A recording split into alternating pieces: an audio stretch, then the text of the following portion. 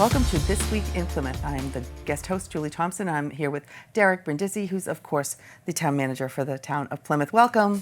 Thank you. Hi, Julie. How are you? Good. How are you? Good to be back. Good to have you. Lots going on in Plymouth, as usual. As usual. So let's start with the discussion of the town meeting, the status, where we're going to have it, when it's going to happen, etc., and how the process is carried out. That's a very good question and timely. Yep.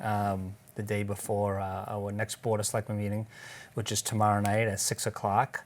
Our town moderator, Steve Trifoletti, has requested to speak to the board. He has requested that the board consider having another virtual town meeting on October 15th, Saturday, October 15th at 8 a.m.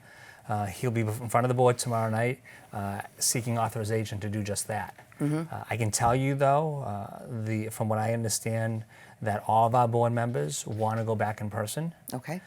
We've conducted, town staff this past weekend has conducted a survey of all our town meeting members.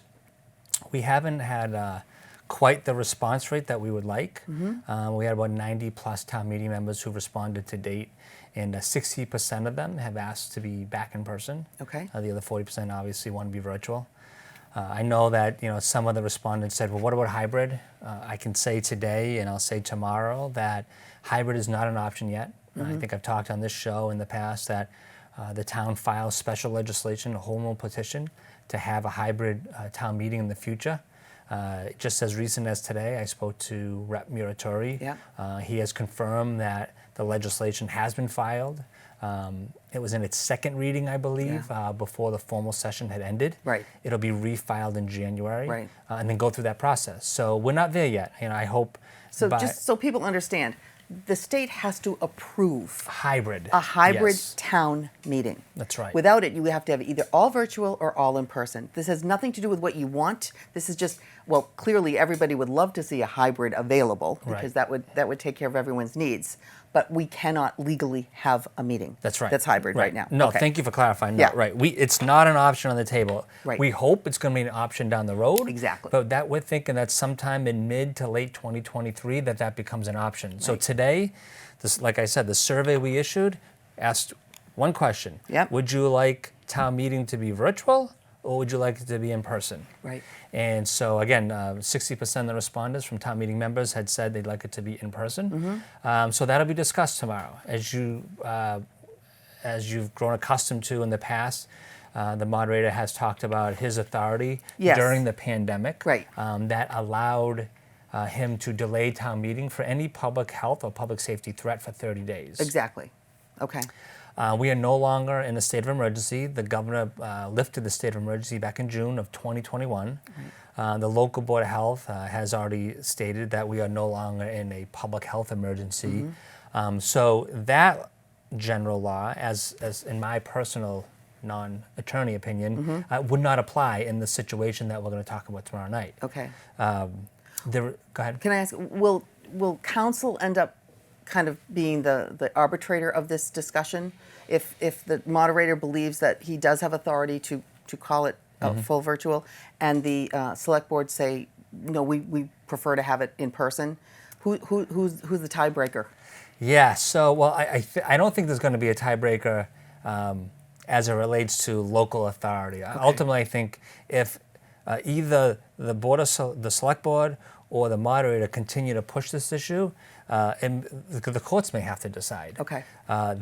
So there's one general law that allows the moderator to delay it for public health emergencies, which again, it's no longer available because we're not in a public health emergency. Right. There's another general law that allows a moderator to delay town meeting for 14 days. Yep. But there are circumstances involved in delaying it for 14 days. So those two circumstances would be if there was not enough room in the space that town meeting is being held. Say the venue's too small, or so many people turned out, they had to relocate it. Okay. He can delay it for 14 days, which does not apply because we have representative town meeting. We know we have 162 town meeting members, plenty of space in the North Auditorium, so that rule wouldn't apply. Yep. And the other rule that may apply is if the moderator determines that town meeting members that are currently present are being deprived of participating. So you may be able to stretch that component of the general law where one would believe that town meeting members cannot participate or being deprived of participating because of some type of health concern. Yep. So in my personal opinion, that scenario may play out on October 15th. But there's also another provision in the charter, which played out in our special town meeting back in June, that allows town meeting members to call a point of order, to overrule any decision that the moderator may make. Okay. So what I laid out could be a plausible scenario for a town meeting if both the select board and the moderator can't find some common ground. Right. So what we don't want is for everyone to show up at Plymouth North on the 14th and then have it delayed after they've already been there. You'd prefer that the select board and the moderator can work it out between them, hopefully starting tomorrow night at the select board meeting. Right. To come to a conclusion that everyone can live with. Well, you're right, because what we don't want to see play out is your last question. Well, what happened? Who's the arbitrator, right? So if the moderator thinks that he's correct in his authority within the general laws, and if the board with town council believe they are within their authority in the general laws, well, somebody has to make that final determination. Exactly. And so that's what we don't want to see play out, because I don't know a municipality that the town has been at odds for the town meeting. Right. So this would definitely, I think, would set a precedent. Okay. Well, more to follow. Yeah, so we'll know more more tomorrow to night. come. So let's go through the warrant as it is. Do you want to do that? Just it's now on the. We'll go through a Yes. few of the articles. Sure. It's on the website for people to see. It's not completely complete, if you put it that way. Articles 1 and 2, 2 and 3 about they're amending votes. They're actually just amending budgetary items from last year. Yeah, so Article 2A, is focused on the town's raise and appropriate tax levy budget. So, a vote was taken for the operational budget in April. This article just is amending certain line items that we realize that we may need more money, for example. And then 2B is the same request, but it's for our enterprise accounts. So our enterprise accounts are water, sewer, and airport primarily. And I know one of the proposed amendments is to just increase the fuel line item. No one anticipated what the fuel costs were going to be back in April. Okay. So these are more administrative in nature, these two articles, just to make sure These the are budget kind of is housekeeping. right. Yeah. Let's do Article 4. They're kind of they look like capital items. Yeah, so Article 4 is a standard article every fall town meeting, and this is really focused on capital. Yep. I can tell you, though, that my conversations with the finance director over the previous 2 months has been really focused on being fiscally conservative. So if you were to compare this capital request to previous year's capital request, I would imagine that this one is much leaner. And there are some items on here that the only reason we're bringing to the town meeting now is because some of the lead time, because of the delay in supplies and the supply chain, are taking 18 months. So, for example, the fire department has requested to replace their ladder truck, which is a 1996 ladder truck. Wow. It's almost 18 to 24 months of a lead time to get one. Okay. So although we wanted to delay some of our capital requests until April, we don't think it's smart or prudent to wait an additional 6 months for something that we know we need. So so that's some of these items here you're going to see. There's no dollars next to these, so that will be put in it later. So the dollar amounts will be found up in the backup material that'll go in front of the select board. So tomorrow night, the select board, they have on their agenda as well various articles that they're going to review. Administration Finance, they've already started to review the articles. Perfect. So they'll also have the backup as well. Okay. Because it's hard to look at this and say, well, there's no numbers here. What am I contemplating? Right. Okay. Well, and the other thing too is this is all in preparation for the final warrant to This go. is a draft. Yeah. This because is the the final draft warrant warrant. will be executed on September 14th, Okay. I believe. And once that's, September 13th, once it's executed, the final warrant that goes out to the community precinct chairs and all the committees, the precincts that start holding their caucuses. So Right. they'll have more refined Right. data by then. And that's when they either approve or like the select board approves this, the That's right. finance approves this. Yeah, okay. Yeah, those Okay. are the recommendations by A&F will be prepared by then. Perfect. Okay. Article 5, Pavement Management Stabilization Fund. Right. So, Pavement. see, this is why I really appreciate having served as the assistant town manager 5 years ago, because I remember all of these programs that were initiated back then. And this one in particular, Lynn Barrett had done a great job of thinking of creative ways for us to fund our streets and sidewalks. Right. And the Pavement Management Stabilization Fund is that program where we take the excess revenues generated from the excise taxes and put it into the stabilization account to continue to fund streets and sidewalks. Perfect. So in this case, the administration is recommending transferring $1.5 million from free cash over to the stabilization fund so we can continue to fund our program. Okay. Article 6, Elderly and Disabled Taxation Fund. So this will be a new discussion. I believe tomorrow will take shape. This is, some municipalities have on the quarterly tax bills areas where you can donate additional of your own dollars to certain programs. So in this case, what we're seeking approval from town meeting is to add additional lines to our tax bills where folks can donate to an elderly fund or people that are disabled. And those dollars will then be dispersed amongst those populations to help reduce their taxes. Wonderful. So it's tax bill to tax bill. That's Yes. that's what it's all for. So it's a program to provide some type of relief for those folks that are elderly or They're disabled. having a hard time paying their taxes. Yep. Great. Yep. Okay. Article 8 is it's about purchasing or gifting or eminent domain taking some land about the Manamet Fire Station, but it's really easement. You just need some more land. Right. So, can you explain this one? Yeah. So as folks will recall, in April, we received an appropriation to rebuild, rehab the existing Manamet Fire Station. Yep. And if you go to that fire station and you're looking at it from the street, to the right of the fire station is a church. Yep. And so the rebuild of the fire station will expand its footprint. And so Article 8 is to seek authorization so that we can acquire an easement on the church property so that we can access the back of the new fire station. Perfect. So that one's pretty easy. Let's hop forward if we can to Article 10, which is a zoning bylaw, and there's quite a few zoning bylaws. So Article 10 is about the airport. So Article 10 and Article 11, they're both the foundations of these two articles are both zoning bylaw changes. Okay. The Board of Selectmen, as we talked last week about their goals and priorities, one of the goals is to create a more vibrant and strong economic development sector here in the community. So our planning director, Lee Hartman, has been working with the planning board. They actually held a public hearing on these two bylaws last week. And their proposed changes is to allow expanded use in already existing commercial spaces. So the airport zone, the mixed commerce zone, the highway commercial, and the Cedarville enterprise districts are all 4 areas in which we want to allow additional buildings to be built on the current footprints. Gotcha.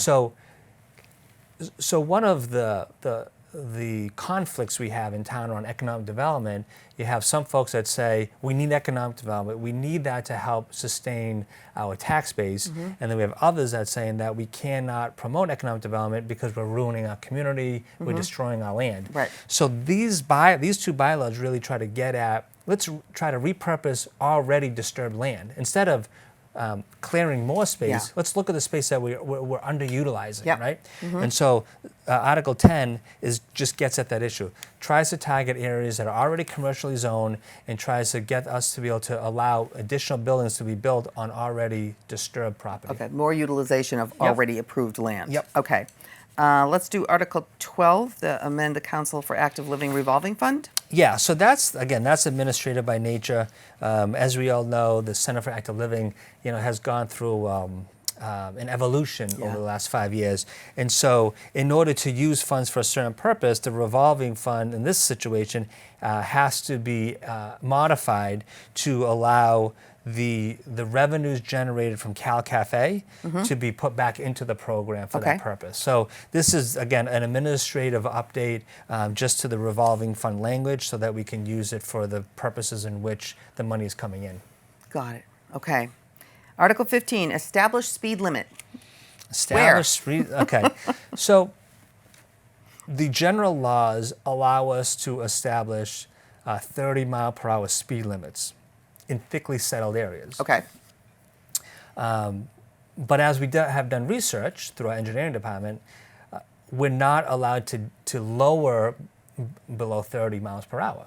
So Anywhere at all. in thickly settled. Okay, in thickly settled, yep. settled areas, You can't- you can't lower it below 30. Okay. So we have to accept the provisions within this article, which will then allow us to lower the thickly settled speed limits down to 25 miles per hour Instead of 30. instead of 30. Okay. Right. So again, administrative in nature, Yep. but it goes a long way in slowing down traffic in some of these thickly settled neighborhoods. And something like this, how did that come to be? Did good question. residents bring that, or what? How did that happen? I actually know the answer to that. So how this one came to pass Yeah. was there were residents in one of our neighborhoods in the southern part of town Yeah. who have complained to the town about excessive and increased traffic Yeah. in their neighborhood. And so they wanted us to put in speed signs that said 25 miles per hour. But according to the general laws, in order to do that, we'd have to do a traffic study, which would Okay. take months. Yep. So we found a loophole in the general laws that as long as you deem it thickly settled, Yeah. and you have to do some math on that to make sure it is Sure. truly dense enough Yeah. to be thickly settled. Yep. It allows you to then put the 30 miles per hour. Down but- to 25. Well, right now the way it is, it's set up thickly settled equals 30 miles per hour. Yeah, you want it to So go down to We 25. want it to go to 25. So in got it. order to do that, we got to take the next step. Perfect, So, okay. But yeah, it just came from a neighborhood So complaint. citizens' voices are heard. Yeah, oh yeah, That's a absolutely. perfect example. Yep. Article 16 and 17 is about the plastic bags. Yes. Okay, can you talk about that? And again, these are bylaw amendments. Right. So I want to say it was, it may have been spring of annual town meeting of 17, I believe. The town passed the Plastic Bag Ban Bylaw. Yep. And that basically prohibited big box stores to using those really thin Yeah, plastic, yeah. not reusable, disposable bags. Right. And so, big corporations, they get a little bit more intelligent and they figure out ways to get around our bylaws. And you've seen this in every community. So in the old days, 5 years ago, you would go to, say, a Stop and Shop and they give you those really thin plastic bags, Yeah. which couldn't be repurposed. So what do now? They just continue to make plastic bags, except instead of being thin, they're thick.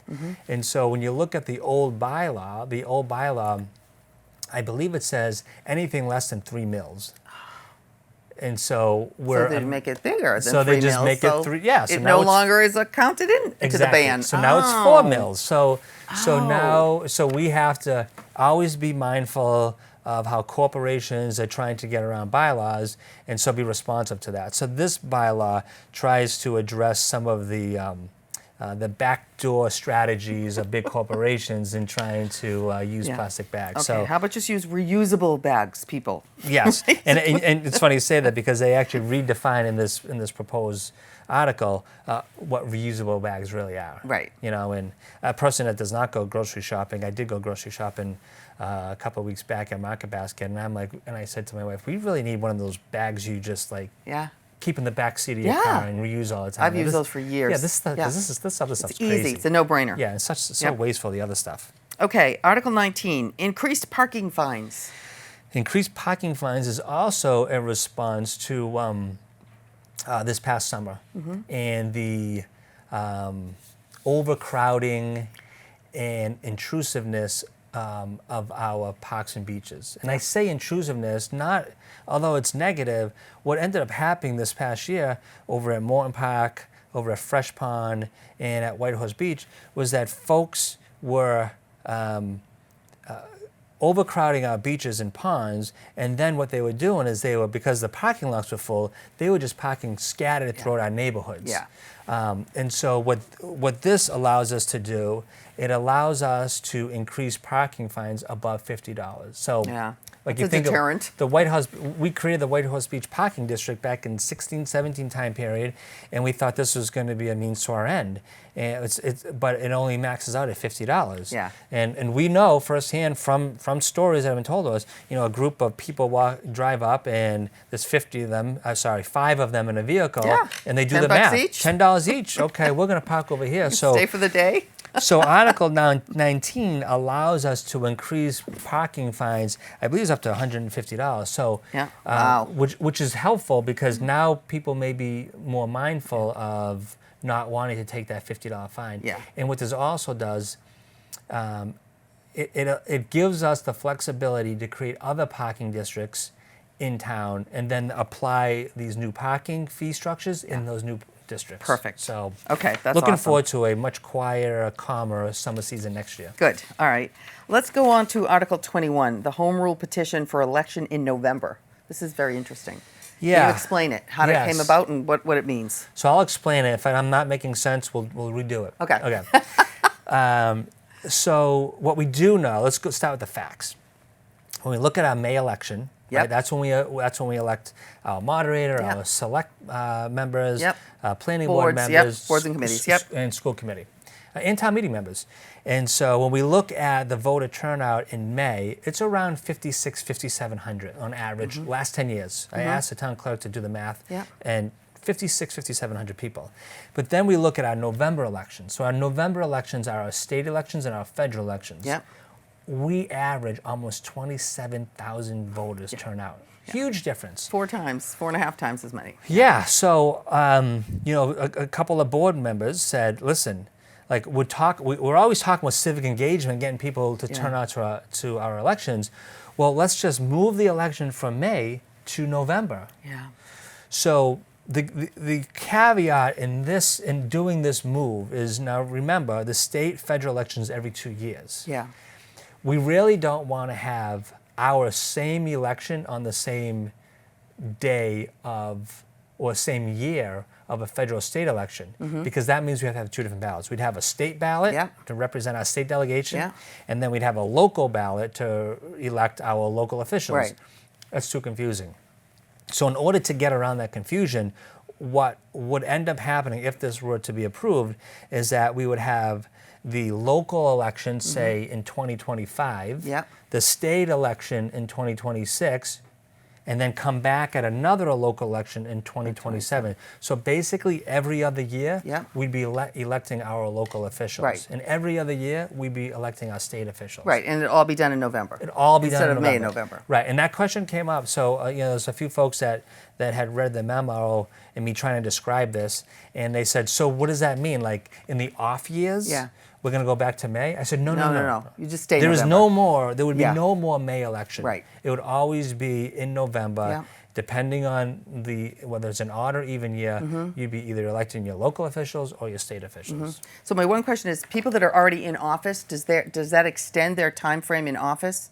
So instead of being reelected in May, they are extended to November, Yeah. the first time it goes into So the effect. first year Yeah. we do the election, which would be 2025, there would probably be a few elected officials that may get an extra 6 months. Okay. There may be a few, depending on your cycle. Right. May Get lose less, 6 months. 6 months, okay. So in the article under Section 2, I believe, under Section 2 of the article, it talks about what they call like an ordinary transition, Right. Which allows for us to kind of figure out some of those Yep, details. yep. But the other thing to this is, because we'd be electing every other year, Yeah. one of the proposed ideas would be, because you can't do 3-year terms when it's every other year, Right. we probably would have 4-year terms for our elected officials. And so I think there'd be probably some discussion Yep. on like select board 4-year terms. What are town meeting members? Should they be treated like state officials and do 2-year terms? Yeah. So there'd be a lot of discussion Right. on the term limits. Yep. But this would allow for us to move everything to November. And it would It's get more- actually it's an interesting concept. It is. And I would say that we would probably be one of the only towns in Massachusetts to be electing our local officials in November. Yeah, Because it'd be most kinda of cool.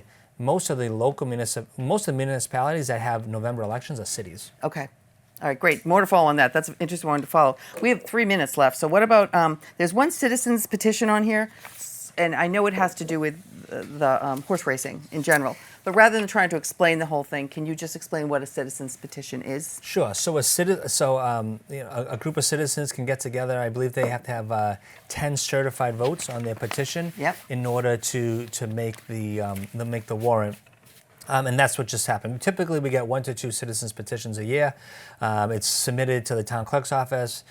She or he will then verify if the individuals are registered voters, in fact. And then once it's been verified, it gets placed on the agenda. Okay. This one, real quick, is focused on horse racing. Yep. And I believe it's requesting special legislation that would require a local binding referendum question to be had if horse racing was going to be in consideration. Okay. So the people would end up voting on that. People would decide The people whether or would not- decide, because That's it would right. be a binding, not a non-binding. Right, Okay, right, perfect. yep. We have a couple minutes to do a couple other things. Early voting is already in place? Yes, so early voting started this past Saturday. It ends this Friday. The hours of early voting are simple, whatever our town hall hours are. Okay, perfect. So 6 o'clock on Tuesday, ends at 12 o'clock on Friday. And is that in the Great Hall? That's right, in the Great Hall, yep. Okay, that makes it easy. A survey went out for the Symes House. The deadline is next Tuesday. We talked about it last week. Yep, so the Sims House survey's out there. It closes next Monday, I believe. It's really just trying to gather data to determine what, if any, municipal purpose we can use Sims House for. There'll be other surveys to focus on private sector use or Yep. maybe even potentially a sale. So this is just Okay. one Yep. of probably 3 different surveys to Okay. collect data. The process continues. That's right. Okay, That's right. so tomorrow night, Select Board, a very important meeting. Talk about town meeting and talk about the warrant. It's going to be we're already to Labor Day. Labor Day weekend is coming up. The end of the summer, the kids are going to go back to school. So we have full charge ahead for the fall for Plymouth. Yeah, this is a busy time of year, especially just preparing for town meeting and getting prepared for all the caucus meetings and preparing the Board of Selectmen and Administration of Finance for everything that gets involved. And like you just mentioned, school just started. Yeah. I know the faculty came back today, and I believe tomorrow's the first day of school Yeah. for students. Go So team. a lot of activity happening here in the Great. town. Great. Okay. So we're off next week because of the holiday, and we'll see you in 2 weeks. Perfect. Thanks Okay, again. thank you, Appreciate Derek it. Brindisi. Thank you.